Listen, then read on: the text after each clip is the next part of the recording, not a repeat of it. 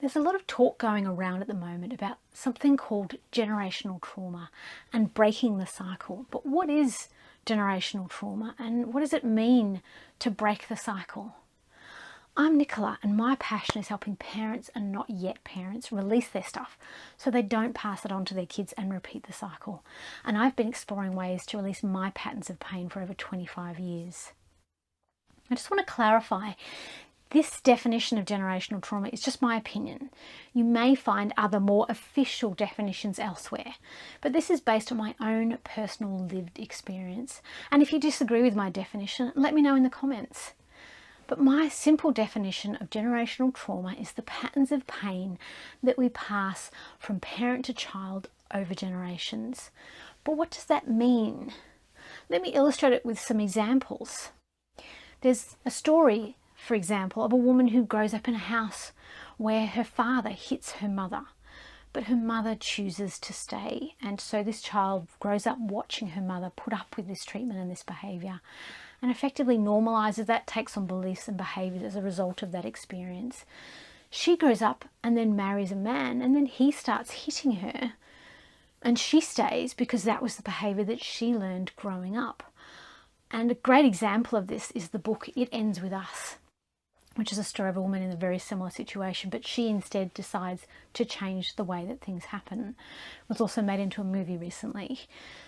Another example might be a sexually abused child who grows up to be a parent and then sexually abuses their children, or a parent who struggles with depression and who is emotionally unavailable, and so their child grows up with the same struggles and they are similarly depressed and emotionally unavailable as an adult to their children, and so the cycle perpetuates.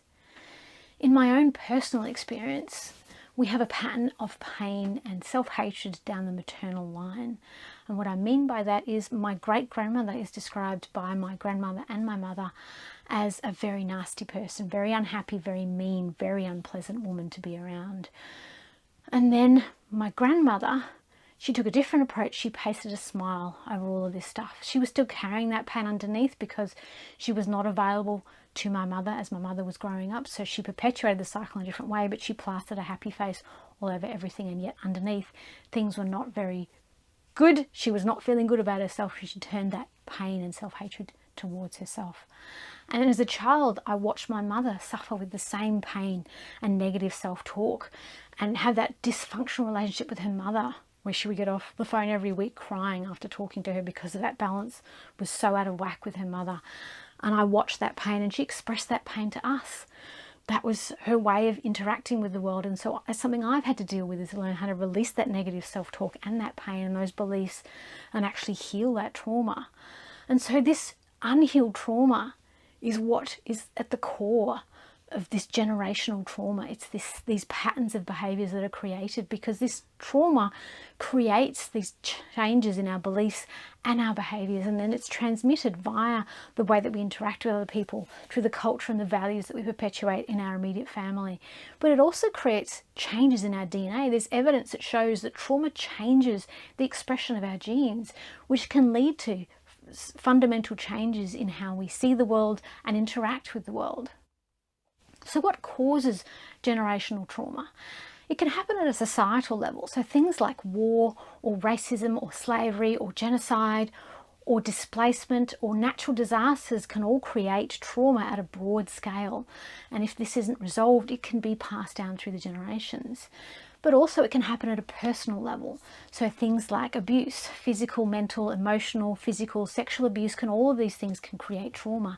Neglect, emotional neglect, physical neglect, addictions, alcohol, drugs, these kinds of addictions, violence, domestic violence, poverty, secrets and family secrets can create these kinds of traumas. So there's a number of different ways that trauma can be created at an individual personal level.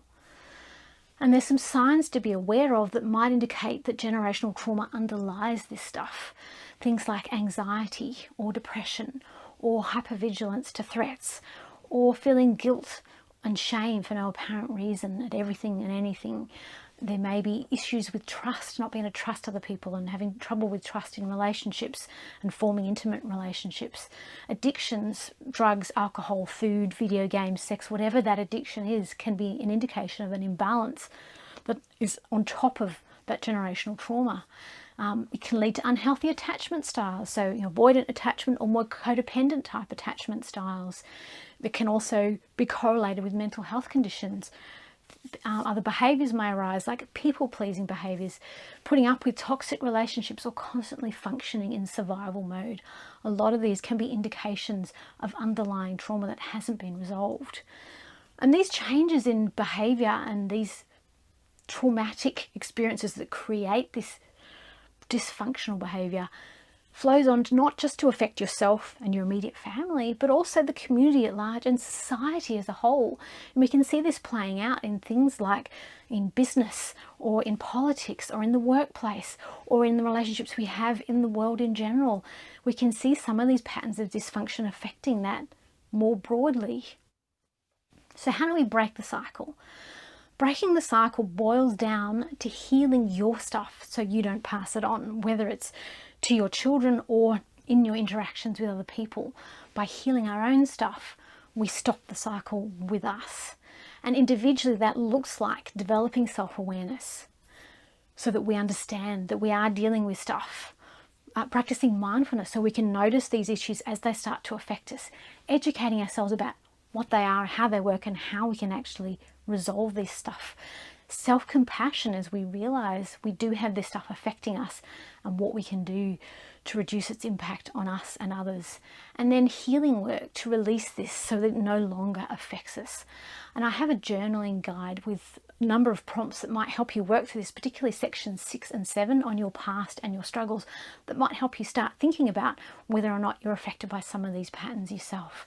So with this understanding of generational trauma and how it can affect you and your loved ones, also understand this is a shared human experience. It's not one person in an isolated context. It happens in many different situations and for many different reasons.